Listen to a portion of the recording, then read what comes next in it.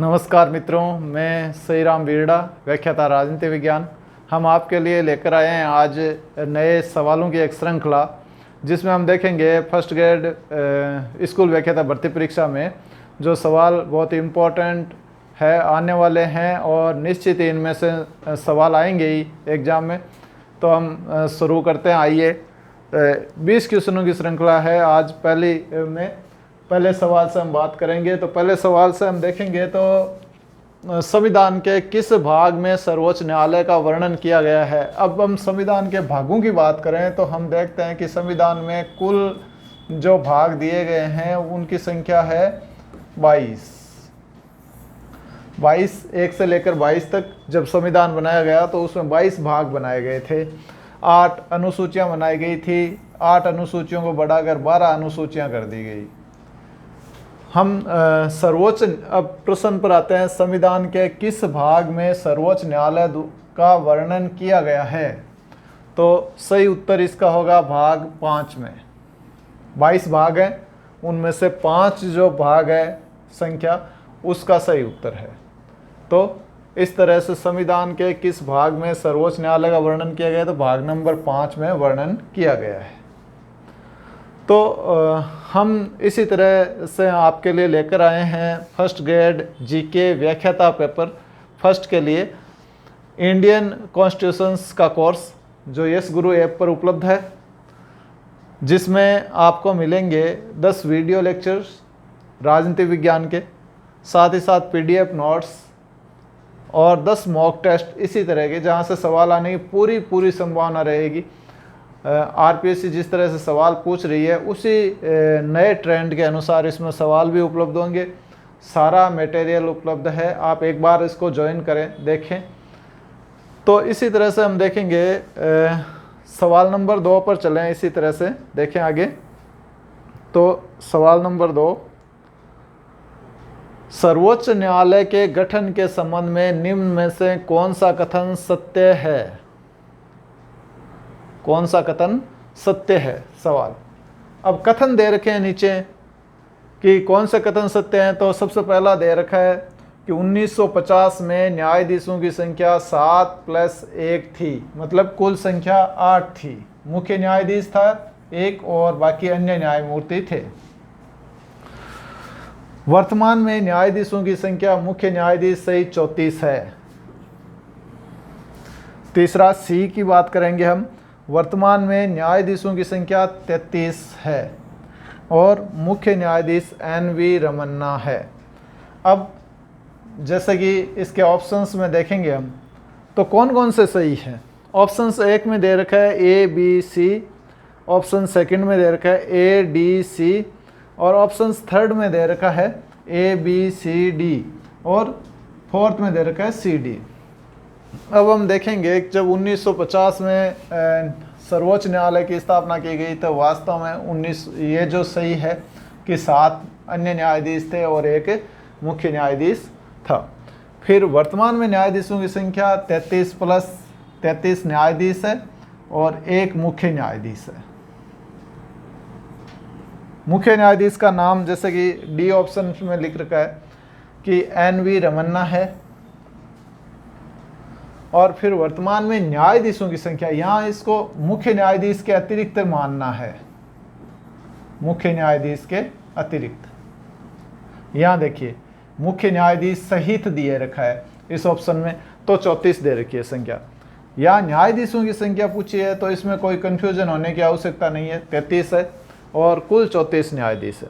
तो इस तरह से हमारा जो आंसर होगा इसमें वो होगा ABCD। चारों ऑप्शन सही होंगे इसमें। तो आपके यहाँ एक सवाल में 4 या 5 सवाल एक साथ तैयार हो रहे हैं। फिर हम अगले सवाल पर चलते हैं। सवाल नंबर 3 की बात करेंगे। सवाल नंबर 3 में सर्वोच्च न्यायालय में न्यायाधीशों की नियुक्ति संविधान के किस अनुच्छेद के अंतर्गत की जाती है।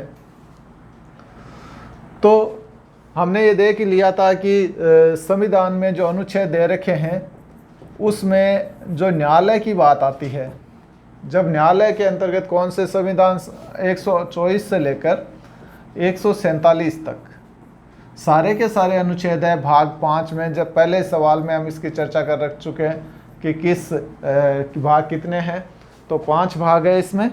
124 से लेकर 147 तक सारे के सारे अनुच्छेद किससे संबंधित है? सर्वोच्च न्यायालय से संबंधित है। तो हम बात करेंगे कि इसमें सर्वोच्च न्यायालय में न्यायाधीशों की नियुक्ति संविधान के किस अनुच्छेद के अंतर्गत की जाती है। तो अनुच्छेद ऑप्शंस को देखें हम, अनुच्छेद 124 दे रखा है, अनुच्छेद 125, अनुच्छेद 128, अनुच्छेद 127, 4 अनुच्छेद दे रखे हैं। 125, 128, 127 की चर्चा हम आगे के सवाल में करेंगे, लेकिन अनुच्छेद 124 है, 124(1), इसके अंतर्गत क्या किया जाता है? न्यायाधीशों की नियुक्ति की जाती है। न्यायाधीशों की नियुक्ति के संबंध में राष्ट्रपति द्वारा की जाती है और राष्ट्रपति सलाह से करता है। फिर हम अगले सवाल की तरफ चलते हैं। अगला सवाल देखते हैं। सवाल नंबर 4 की बात करें तो सर्वोच्च न्यायालय के न्यायाधीशों की नियुक्ति कौन करता है? ऑप्शंस हम देखेंगे तो राज्य का राज्यपाल, राष्ट्रपति, प्रधानमंत्री, उपराष्ट्रपति। बहुत ही सीधा सीधा और सरल सरल सा सवाल है, और यहाँ कन्फ्यूजन हो जाता है कि उपराष्ट्रपति या प्रधानमंत्री तो नहीं, लेकिन राष्ट्रपति करता है या फिर प्रधानमंत्री करता है। तो हम देखते हैं कि संविधान के अनुच्छेद 124(1) के अंतर्गत एक कॉलेजियम बना हुआ है, और कॉलेजियम के परामर्श के आधार पर ही नियुक्ति राष्ट्रपति द्वारा की जाती है। फिर नंबर 5 सवाल को देखें हम, तो राष्ट्रपति को सर्वोच्च न्यायालय में न्यायाधीशों की नियुक्ति करते समय किसकी सलाह लेनी होती है? केवल सर्वोच्च न्यायालय के मुख्य न्यायाधीश की, सर्वोच्च न्यायालय के मुख्य न्यायाधीश एवं 4 वरिष्ठ न्यायाधीशों की, मंत्रिपरिषद की, या प्रधानमंत्री की? किसकी सलाह की आवश्यकता होती है? तो जैसे कि हमने बात की थी कि इसके लिए नियुक्ति के लिए एक कॉलेजियम बना हुआ है।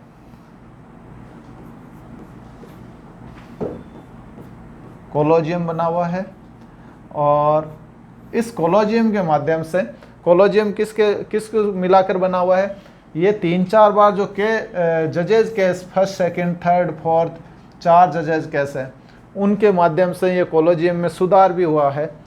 जैसे हम बात करेंगे सुधार की, तो सबसे पहले 1983 में फर्स्ट केस आया जजेस की नियुक्ति के संबंध में, फिर आया 1993 में, और फिर आया 1998 में।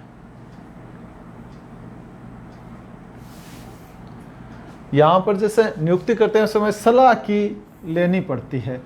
सलाह में इनकी जो है सही उत्तर हम देखेंगे बी ऑप्शन है, सर्वोच्च न्यायालय के मुख्य न्यायाधीश और 4 वरिष्ठ न्यायाधीशों की सलाह आवश्यक है। लेकिन ये जो सलाह होती है वो इन 4 वरिष्ठ न्यायाधीशों की सहमति होनी आवश्यक है।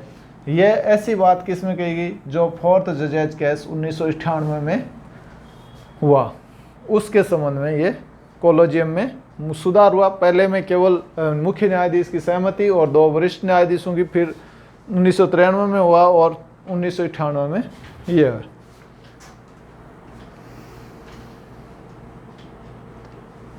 फिर नंबर 6 सवाल की बात करते हैं हम। न्यायिक नियुक्ति आयोग की स्थापना संविधान के किस संविधान संशोधन द्वारा की गई?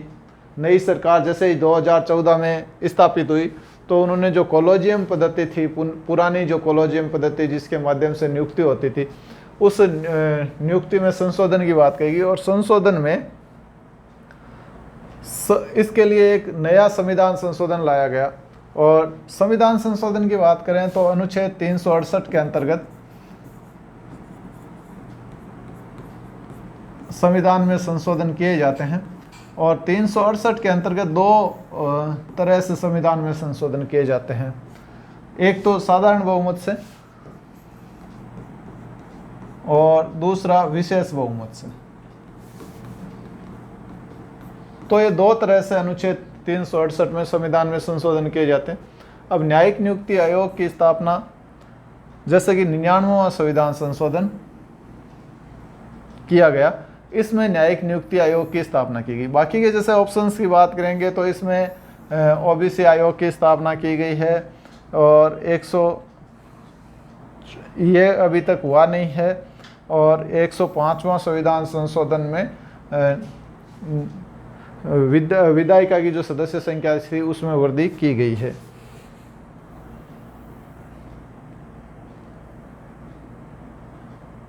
नंबर 7 सवाल की बात करेंगे हम, तो सर्वोच्च न्यायालय के मुख्य न्यायाधीश के लिए निम्न में से कौन सी योग्यताएं निर्धारित की गई है? कौन सी योग्यताएं निर्धारित की गई है? तो इसमें सबसे पहले जैसे भारत का नागरिक होता है, किसी उच्च न्यायालय में 5 वर्ष तक न्यायाधीश के पद पर कार्यरत हो, 2 या 2 से अधिक न्यायालयों में 10 वर्ष तक वकालत का कार्य किया हो, और राष्ट्रपति की नज़र में पारंगत विधिवेता हो। तो मित्रों, ये चारों जो योग्यताएं हैं वो राष्ट्रपति के लिए महत्वपूर्ण है और चारों ही होनी चाहिए। जैसे ऑप्शंस बी में दे रखा है 1, 2, 3, 4, और चारों होने अनिवार्य। यहाँ थोड़ा सा कन्फ्यूजन होता है कि उच्च न्यायालय में 5 वर्ष तक न्यायाधीश के पद पर कार्यरत हो। ये उच्च न्यायालय 2 हो सकते हैं, चाहे एक उच्च न्यायालय हो और चाहे 2 उच्च न्यायालय हो।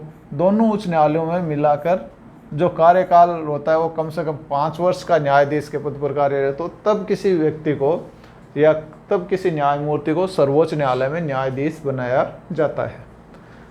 ठीक है, फिर हम 8वें सवाल की ओर बढ़ते हैं, और 8वें सवाल में राष्ट्रपति के कार्यकाल के संबंध में कौन सा कथन सत्य है? राष्ट्रपति के कार्यकाल के संबंध में, राष्ट्रपति नहीं,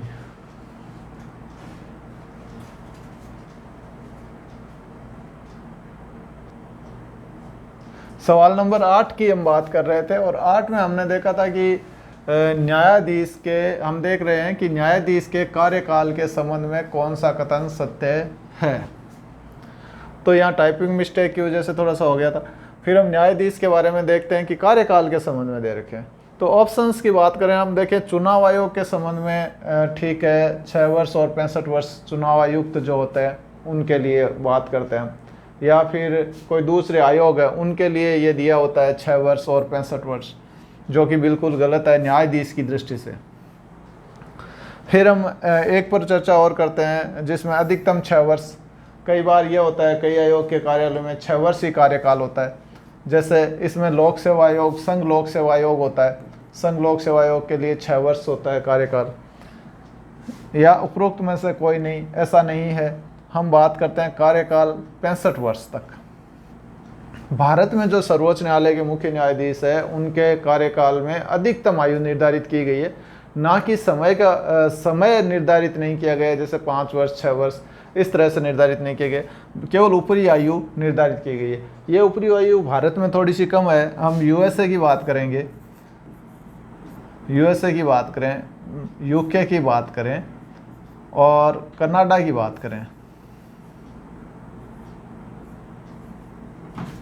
तो यहाँ हमें तीनों में देखने को मिलता है कि 70 वर्ष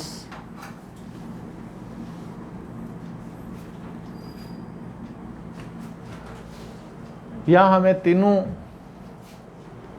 तीनों जगह देखने को मिलता है कि 70 वर्ष जो है अधिकतम आयु निर्धारित की गई है। लेकिन भारत में क्या है, सिर्फ कार्यकाल जो है वो 65 वर्ष तक ही अधिकतम न्यायाधीश रह सकते हैं।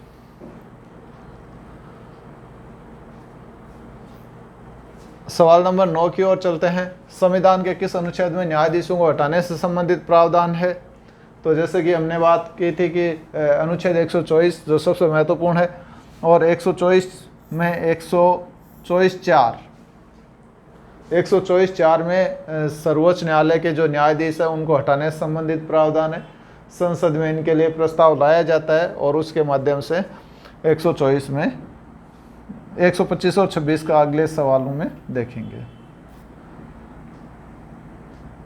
हाँ, ये बड़ा इम्पोर्टेंट सवाल है और बहुत ही कम जगह पर मिलता है। आने की संभावना भी पूरी है कि न्यायाधीशों को हटाने से संबंधित जांच अधिनियम कब बनाया गया? ये अधिनियम संसद द्वारा बनाया गया था। संसद द्वारा बनाया गया था। ये हटाने से संबंधित है, तो कदाचार, साबित कदाचार के आधार पर न्यायाधीशों को हटाया जाता है। कदाचार और संविधान का पालन नहीं करने पर, दो चीजें हैं। एक तो संविधान का पालन नहीं करने पर और साबित कदाचार के आधार पर, मतलब व्यवहार ठीक ढंग से नहीं करने पर। ये दो कारण है जिसके माध्यम से न्यायाधीशों को हटाया जाता है। और हटाने से संबंधित, हटाया किस तरह से जाए, इसके लिए जांच कमेटी की निर्धारित की गई। और जांच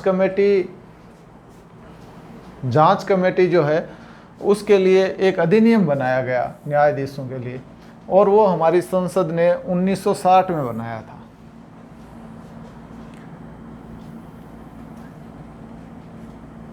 फिर सवाल नंबर 11 की बात करें हम, तो न्यायाधीशों को हटाने के लिए लोकसभा के कितने सदस्यों का अनुमोदन आवश्यक है।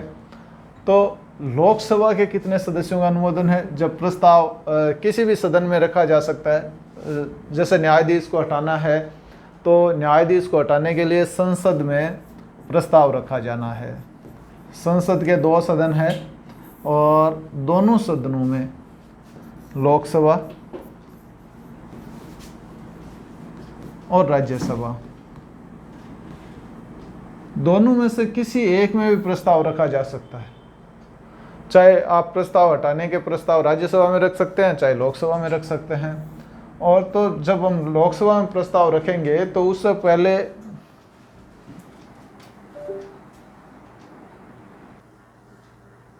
तो हम बात कर रहे थे कि न्यायाधीश को हटाने के लिए लोकसभा के कितने सदस्यों का अनुमोदन आवश्यक है। तो हमने बात की थी कि संसद के किसी भी सदन में सदस्यों को हटाने से संबंधित प्रावधान रखा जा सकता है, चाहे लोकसभा हो चाहे राज्यसभा हो, दोनों में रखा जा सकता है। तो लोकसभा में रखने से पूर्व 100 सदस्यों की सहमति आवश्यक होती है। ये सहमत होंगे तभी, लोकसभा के 100 सदस्य सहमत होंगे तभी आगे जाकर क्या होगा, ये प्रस्ताव उसमें रखा जाएगा। और उसके बाद में उसके 14 दिन बाद उसमें रखा जाता है, संसद सदन में, लोकसभा में रखा जाएगा। पहले 100 सदस्यों की अनुमति प्राप्त होगी और उसके बाद में रखा जाएगा। तो इस तरह से ऑप्शंस बी जो है वो इसका सही आंसर है। फिर उसी सवाल को आगे बढ़ाया गया है कि न्यायाधीशों को हटाने के लिए राज्यसभा में कितने सदस्यों का अनुमोदन आवश्यक है। तो राज्यसभा में हमने बात की थी कि प्रस्ताव है वो राज्यसभा में भी रखा जा सकता है और लोकसभा में भी रखा जा सकता है। लोकसभा में भी रखा जा सकता है, तो लोकसभा में भी रखा जा सकता है। लोकसभा में हमने बात की थी कि 100 सदस्यों की आवश्यकता होती है, लेकिन राज्यसभा में सदस्य संख्या कम है, उसके अनुरूप 50 ही सदस्य इसमें सही उत्तर होंगे। 50 सदस्य जब अनुमति प्रदान कर देंगे तो राज्यसभा में भी इससे संबंधित प्रस्ताव रखा जा सकता है। फिर हम सवाल नंबर 13 की बात करते हैं। तो न्यायाधीशों को हटाने से संबंधित जांच करने वाली समिति निम्न में से कौन सा सदस्य नहीं होता है। अब देखिए, हमने बात की थी कि 124(4) में राष्ट्रपति संसद द्वारा न्यायाधीशों को हटाने की प्रक्रिया दी जाती है। अब कई बार भ्रमवश हम इस शब्द का प्रयोग कर लेते हैं कि महाभियोग, लेकिन महाभियोग केवल भारत के राष्ट्रपति के लिए ही प्रयुक्त हुआ है। अन्य जितने लोगों को भी हटाया जाता है, जितने संवैधानिक पद पर है, उनके लिए केवल हटाने की प्रक्रिया शब्द का उपयोग किया गया है। तो हम देखेंगे इससे संबंधित कि समिति में कौन सदस्य होते हैं। और समिति हमने बात कर ली थी कि 1900 जांच समिति के लिए 1960 में एक समिति बनाई गई थी। पहले एक सवाल में आ गया था ये। तो जो समिति बनाई गई थी उस समिति में सर्वोच्च न्यायालय का मुख्य न्यायाधीश शामिल होता है, किसी उच्च न्यायालय का मुख्य न्यायाधीश या अन्य न्यायाधीश, इसमें अन्य न्यायाधीश भी हो सकता है। मुख्य न्यायाधीश के साथ साथ राष्ट्रपति की दृष्टि में पारंगत विधिवेत्ता, विधिवेत्ता, तो मतलब कानून का जानकार। तो 3 लोगों की समिति बनती है जिसमें जांच की जाती है। सर्वोच्च न्यायालय का मुख्य न्यायाधीश, किसी उच्च न्यायालय का मुख्य न्यायाधीश और पारंगत विधिवेत्ता, 3 लोगों को मिलकर बनती है। तो यहाँ सवाल जो पूछा गया वो सदस्य नहीं होता है, तो 3 सदस्य होते हैं, और जो जिला न्यायालय का मुख्य न्यायाधीश होता है वो इसमें शामिल नहीं होता है। 3 ही सदस्य होते हैं जो जांच करते हैं कि वास्तव में कहीं ना कहीं संविधान में साबित कदाचार या संविधान के जो प्रावधान है उनका उल्लंघन तो न्यायाधीश ने नहीं किया। उसके बाद क्या होता है कि जांच के लिए उसको हटाने की प्रक्रिया शुरू की जाती है। अनुच्छेद फिर 14 नंबर सवाल की बात करते हैं हम। अब तक कितने न्यायाधीशों को संसद के माध्यम से हटाया गया है? तो इसमें संख्या सीधा सीधा सवाल है कि कितने न्यायाधीश ऐसे रहे हैं कि जिनको संसद द्वारा अपने पद से अनुच्छेद 124(4) के अंतर्गत हटाया जा चुका है। 24(4) के अंतर्गत हटाने की प्रक्रिया, जैसे हमने बात की थी कि लोकसभा और राज्यसभा में 100 सदस्य और 50 सदस्यों की आवश्यकता होती है, फिर प्रस्ताव पास होते हैं, तो कितने न्यायाधीश होंगे? तो अब तक कोई भी ऐसा न्यायाधीश नहीं है जिसको हटाया गया है, तो हमारा ऑप्शन 1 सही है। हालांकि प्रस्ताव 4 लोगों के खिलाफ आए हैं, लेकिन अब तक एक भी ऐसा न्यायाधीश नहीं है जिसको हटाया गया है। फिर सवाल नंबर 15 की बात करेंगे हम। सबसे पहले किस न्यायाधीश को हटाने की प्रक्रिया प्रारंभ की गई? अब ये जो 4 ऑप्शंस दे रखे हैं, ये चारों ही न्यायाधीश ऐसे रहे हैं जिनके खिलाफ संसद में ये प्रस्ताव रखा गया है या इनसे संबंधित चर्चा हो गई है कि इनको हटाने की प्रक्रिया प्रारंभ करनी चाहिए। तो चारों ऐसे न्यायाधीश हैं जिनके खिलाफ संसद में प्रस्ताव तो रखे गए हैं, लेकिन यहाँ सबसे पहले वी रामास्वामी 1992 में, कई किताबों में 1993 में दे रखा है, लेकिन ये जो प्रस्ताव रखा गया था एनसीईआरटी की किताब में हम देखेंगे तो उसमें 1992 में दे रखा है। 1992 में दे रखा है। तो वी रामास्वामी ये चंडीगढ़ में जो सर्वोच्च उच्च न्यायालय था उसमें न्यायाधीश थे, और उस समय कुछ जो सरकारी धन का उपयोग अपने निजी हित में इन्होंने किया था, इसके चलते इनके खिलाफ संसद में प्रस्ताव तो रखा गया, लेकिन प्रस्ताव रखने के बाद में वो प्रस्ताव पारित नहीं हो पाया, क्योंकि कांग्रेस ने इसको प्रस्ताव को रखा था और कांग्रेस ही फिर पीछे हट गई थी। तो वी रामास्वामी ने त्यागपत्र भी दे दिया था। उससे पहले जब यह पारित हो जाता, उससे पहले इन्होंने वी रामास्वामी ने अपने पद से त्यागपत्र दिया। उस समय तत्काल समय में सर्वोच्च न्यायालय में न्यायाधीश थे।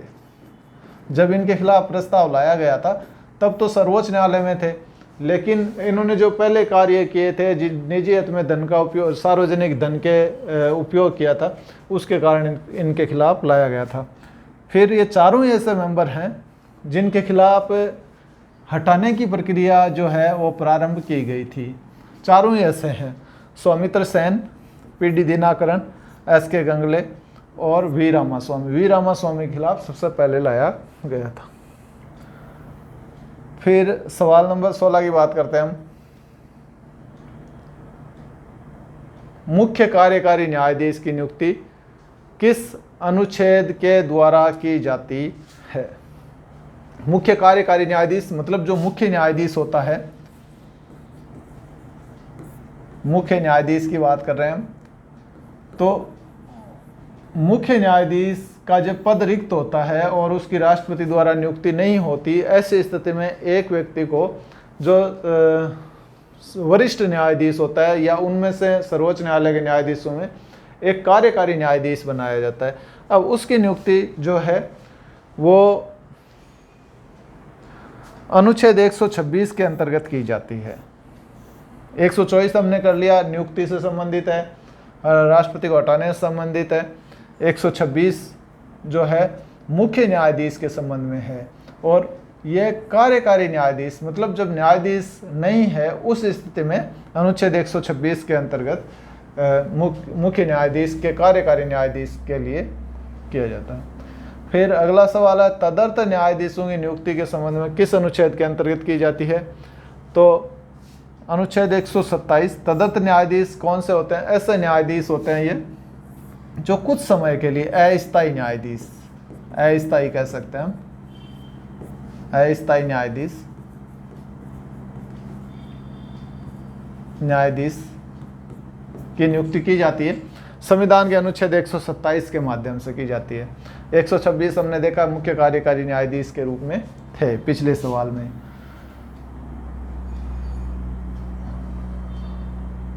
हाँ, फिर मान लीजिए उच्च न्यायालय में न्यायाधीशों की कमी आ रही है और नियुक्ति प्रक्रिया धीमी है, तो ऐसा में सेवानिवृत्त न्यायाधीशों की सेवाएं ली जाती है। और नियुक्ति जो है वो किस संविधान संशोधन के अंतर्गत सेवानिवृत्त न्यायाधीशों की जाती है? तो हमने इस पर यह चेक कर लिया था, 126 हमने मुख्य कार्यकारी, इसमें अनुच्छेद 128 के अंतर्गत जो सेवानिवृत्त न्यायाधीश होते हैं उनकी सेवाएं ली जाती है। फिर अनुच्छेद संविधान 19वां सवाल की बात करते हैं हम। संविधान के किस अनुच्छेद के अंतर्गत उच्चतम न्यायालय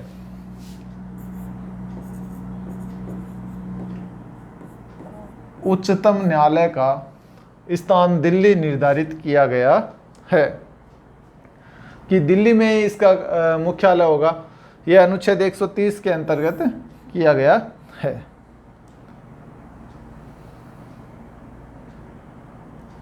हालांकि इसके जो क्षेत्र बैठक होती है वो बैठक किसी स्थान पर भी बुलाई जा सकती है, लेकिन मुख्यालय वो दिल्ली में ही है।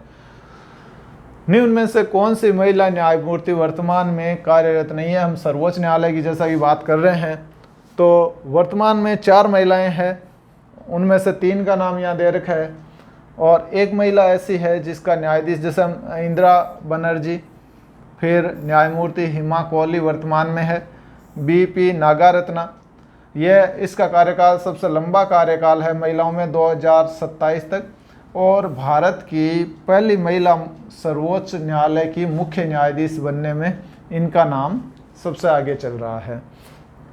फिर वर्तमान में कौन नहीं है? हम सवाल पर चर्चा कर रहे थे कि न्यायमूर्ति वर्तमान में कार्यरत नहीं है, तो वर्तमान में कार्यरत कौन नहीं है? फातिमा बीबी। फातिमा बीबी भारत के सर्वोच्च न्यायालय में काम करने वाली पहली न्यायमूर्ति, पहली महिला न्यायमूर्ति रही है। इनका 1992 में इनको नियुक्त किया गया था। तो इस तरह से ये पहली महिला है। तो ये आज के 20 सवालों की श्रृंखला थी, और आपने देखा कि एक से एक सवाल, जो शानदार सवाल, जो जिस तरह से RPSC का नया ट्रेंड चल रहा है उसके अनुसार बात की। तो इसी तरह से आप जैसे इस तरह के सवाल हम और लाते रहेंगे जैसे ही फिर देखिए आपके लिए कोर्स जैसे शुरू में बताया गया था वैसे ही इसकी जो PDF है वो टेलीग्राम पर मिल जाएगी, यस गुरु ऐप के टेलीग्राम ऐप उस पर मिल जाएगी। फिर कोर्स का लिंक भी वहाँ पर आपको दिया हुआ मिल जाएगा। धन्यवाद।